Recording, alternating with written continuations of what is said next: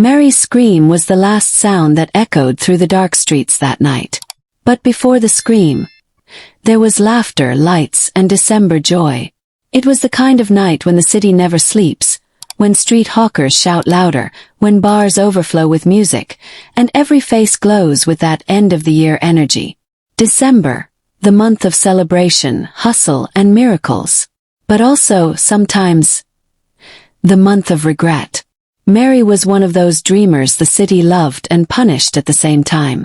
She was 26, smart and full of hope. She had come to the city 3 years ago to chase a better life. A bank job was her ticket to stability, or so she thought. That Friday, the 24th of December, had started like any other day but ended as something else entirely. The office was alive with the rush of numbers and deadlines. The HR department had insisted every team must balance their year-end accounts before going home. Nobody wanted to work late on Christmas Eve, but duty had no mercy. The clock ticked past 9 p.m. before the team finally logged off.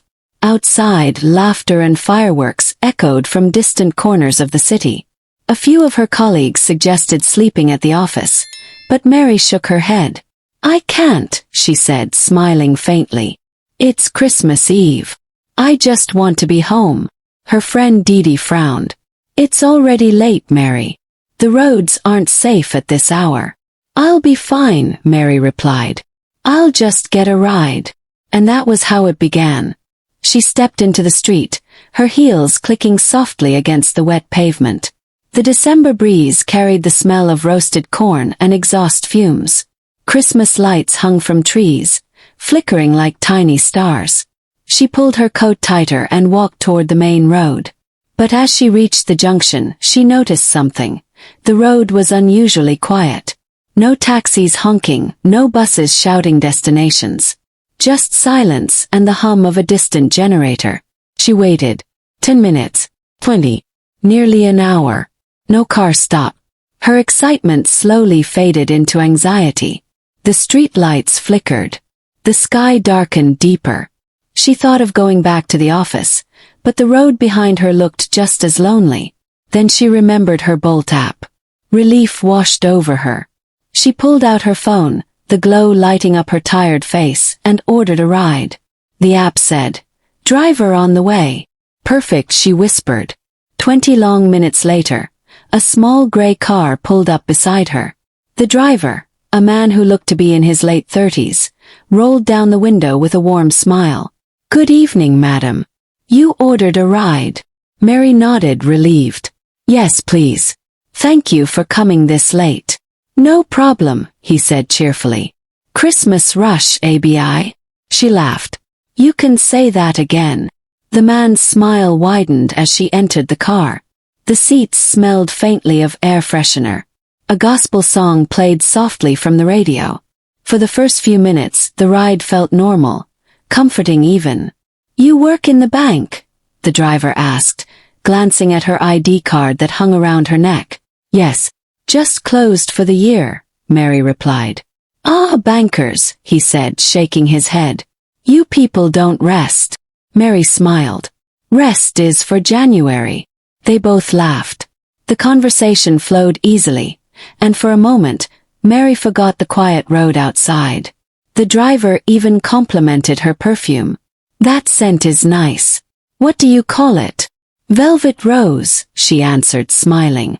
"Ah, I know that one," he said, reaching into his glove compartment. "I even have something similar here." He brought out a small spray bottle. "See, this one is called Midnight Bloom. Let me test small." He sprayed lightly into the air. A sweet, heavy scent filled the car.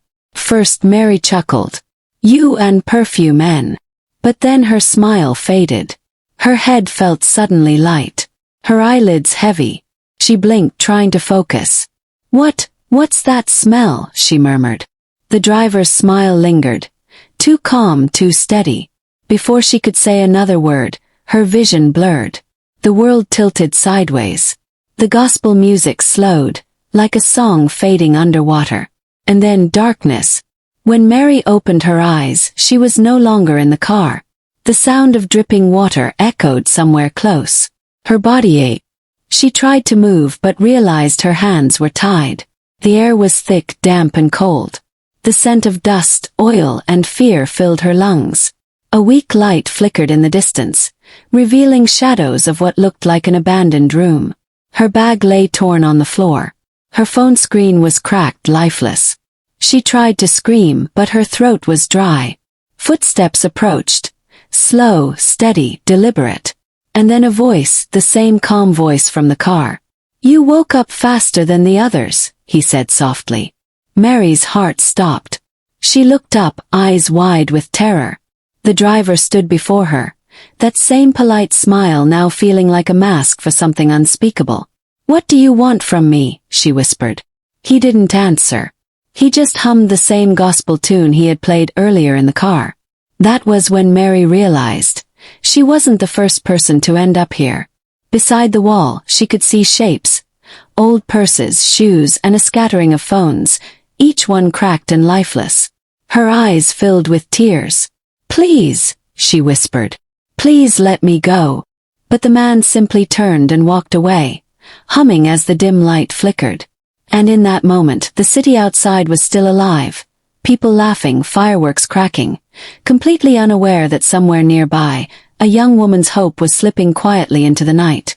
The night swallowed Mary's last whisper, and the city kept moving, dancing, laughing, shining, unaware that someone had disappeared. By morning, Dee woke up to a strange emptiness. She checked her phone. No message from Mary. No "I got home safe." No emoji. Nothing. Dee frowned. Mary always texted when she got home, even if it was just a voice note saying, "I'm tired, Jer, talk to you tomorrow." But this morning, silence. She tried calling. Once. No answer. She called again, this time pacing her small room. "Pick up, Mary. You said you were taking a cab, right?" When the third call went unanswered, Dee's chest grew tight. She dialed again, her voice trembling now. "Mary, please pick." The line went dead. That same morning, hundreds of miles away in a quiet town, Mary's mother was preparing to travel to the city for Christmas. She hummed softly as she packed food into a cooler. But halfway through, she felt a sharp chill. A mother's kind of chill. She stopped, holding her chest. "God, please protect my child." Few minutes later, her phone rang. It was Dee. "Mama Mary, good morning, Ma." "Ah, Dee, good morning. How are you? Did Mary go to work today?" The silence on the other end was too long.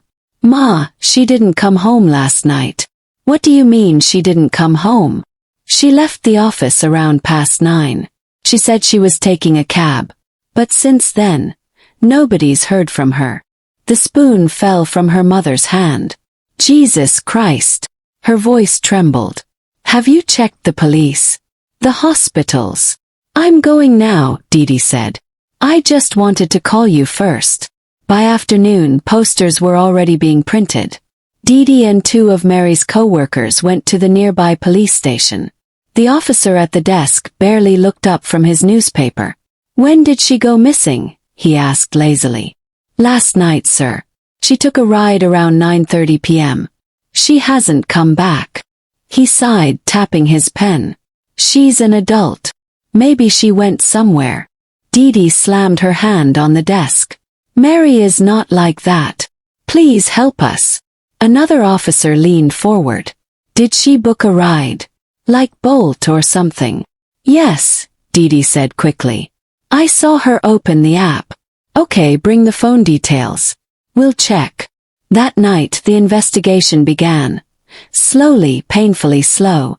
The police tried tracing the number linked to her account, but it was unresponsive. Her last known location showed her car icon stuck on the same street for hours, reading trip in progress. Her mother arrived the next morning. Tired, desperate, eyes red from crying. "Officer," she begged, "please find my daughter. She called me last week. She said she'd come home for Christmas." The officer's expression softened. "We're doing our best, Ma." But everyone in that room knew. In the city, when someone goes missing after 10 p.m., doing our best often ends in prayers. Days passed. The posters faded in the rain. Dee couldn't sleep. Every sound felt like Mary's voice. She scrolled through old chats, jokes, memes, prayers. The last message from Mary read, "Almost home." It became the most painful 2 words she ever read. By the 4th day, a group of volunteers joined the search. They combed empty lots, bush paths, abandoned warehouses. Every time someone said, "We found something," hearts stopped, then started again when it wasn't her. The city kept moving, the markets, the music, the December laughter. Life never paused. But in one corner of that same city, behind quiet walls where nobody looked twice, a single cracked phone lay forgotten under dust. Its screen still glowed faintly, a single message frozen in time, trip still in progress. And somewhere, somehow, a soft wind brushed through the night air, as if carrying the faint echo of Mary's voice, whispering through the silence she left behind. The morning after Mary's last call, her number went quiet. First, no one worried. The holidays had just begun, and the city was loud with laughter, horns, and fireworks. But when night came and her phone still rang without answer, a strange silence began to settle in her mother's chest. By the next day, that silence had become fear. She called again and again, praying to hear Mary's tired but cheerful voice say, "Mama, I'm fine." But only the automated tone replied, cold and uncaring. Dee tried to stay calm. Maybe she's resting. You know how December traffic can be. But deep down, her heart knew something was wrong. By the 3rd day, Mary's name had become a prayer. Her mother went to the police, clutching a photograph. Mary smiling in her bank uniform, full of life.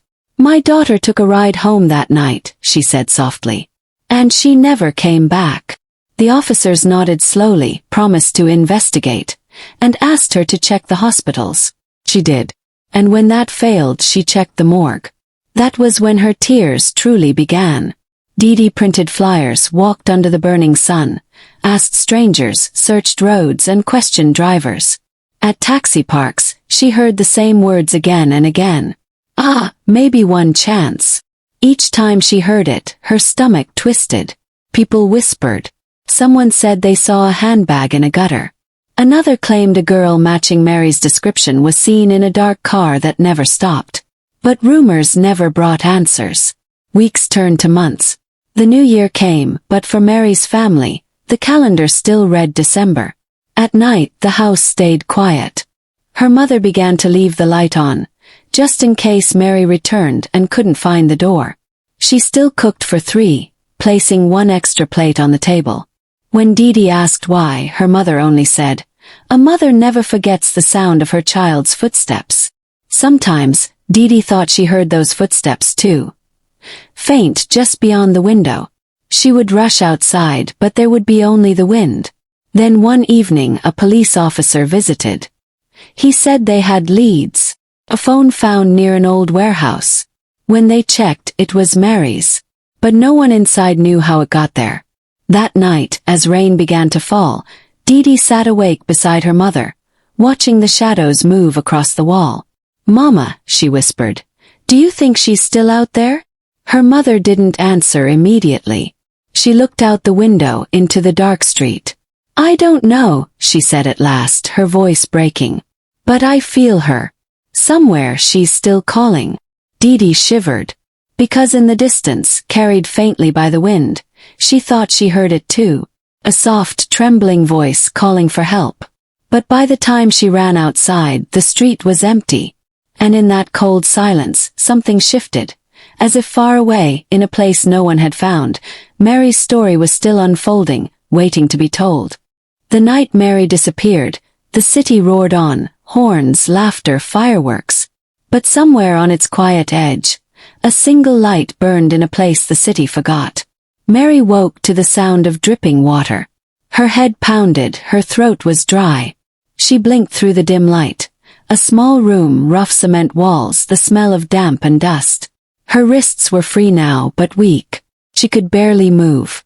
Then she heard it, slow footsteps outside. Her voice cracked as she spoke. "Please, sir, let me go. I won't tell anyone. I swear." The footsteps paused. When the man entered, His face was half hidden by the weak glow of a lantern. He wasn't angry. That was the strangest part. His calm. He looked like someone who'd already decided everything. "You're awake," he said quietly. "You weren't supposed to wake yet." Mary's hands trembled. "Please, I have a family. My mother will die if anything happens to me." He tilted his head, almost studying her. "You people never understand," he murmured. "Sometimes it's not about what we want. It's about what must happen." Mary crawled backward until her back hit the wall. Her breath came in short gasps. "Please," she whispered. "I'll give you money. My ATM card, take it. Please just let me go." He chuckled softly. "Money." His voice was almost gentle, and that made it worse. "If it was money, you wouldn't be here." Her tears flowed freely now. "Then why me?" He didn't answer. He only stared at her for a long time, then turned toward the door. Before leaving, he stopped and said quietly, "You shouldn't have come out that night. The road isn't the same after dark." Then he closed the door, and the sound of the lock sliding into place echoed like thunder. Mary's body shook. She pressed her face against her knees and prayed.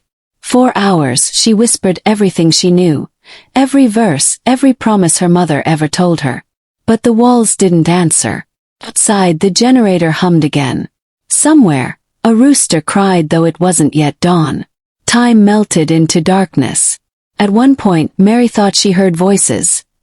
Other people whispering, crying maybe. But when she called out, only silence replied. The air grew heavier. Her eyes drifted shut. And somewhere between fear and exhaustion, she remembered her mother's voice. "Never let fear steal your last prayer." So she prayed again, softly, until her words faded into the dark. When morning came, the room was empty. Only the lantern remained, its light gone cold. Outside, a car engine started. Tires rolled over gravel. And the world went on. A year had passed, yet it still felt like December. The city had changed its songs. New shops opened, new faces filled the streets, and the noise of life swallowed yesterday's stories.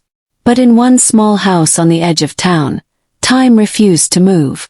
Mary's mother still woke before dawn. She still set out 2 plates for breakfast. Sometimes she caught herself calling, "Mary, come and eat," then stopped halfway, pressing her lips together until the ache passed. Every evening she left the gate light burning, a single bulb glowing weakly against the dark road. "So she won't miss the way," she always said. Dee had grown quieter. She had returned to work, forced herself to smile, but a shadow always followed her home. She never took a cab alone again. Whenever her phone rang late at night, her hands trembled before she answered. One Sunday, while passing through a roadside market, Dee stopped at a stall that sold used handbags. She was looking absent-mindedly until her eyes froze on one, a small black purse with a faded golden chain. It looked exactly like Mary's. Her breath caught. She picked it up slowly, her voice shaking. "Where did you get this?" The seller shrugged. "From the dump site. They bring things there every week." Inside, the bag was empty, no wallet, no ID, nothing. Just a faint smell of her sister's perfume that made her knees weaken.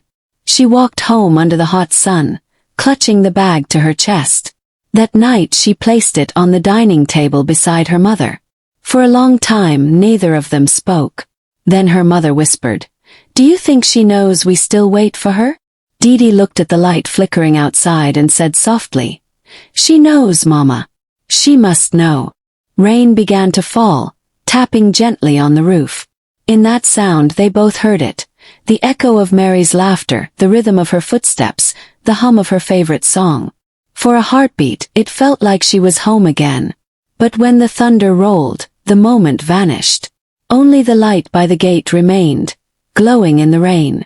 In the distance, cars sped by, headlights cutting through the darkness. People returning from work, from parties, from life. Somewhere among them, another girl raised her hand to stop a cab, unaware of the story the night still carried. In this city, lights shine and fade, faces come and go. But some names never leave the wind. Mary's was one of them. A name whispered in traffic, in mother's prayers, in every warning spoken before nightfall. Because the night she vanished never truly ended. It only spread. As a lesson. As a memory. And as a reminder that no journey is too short to pray over.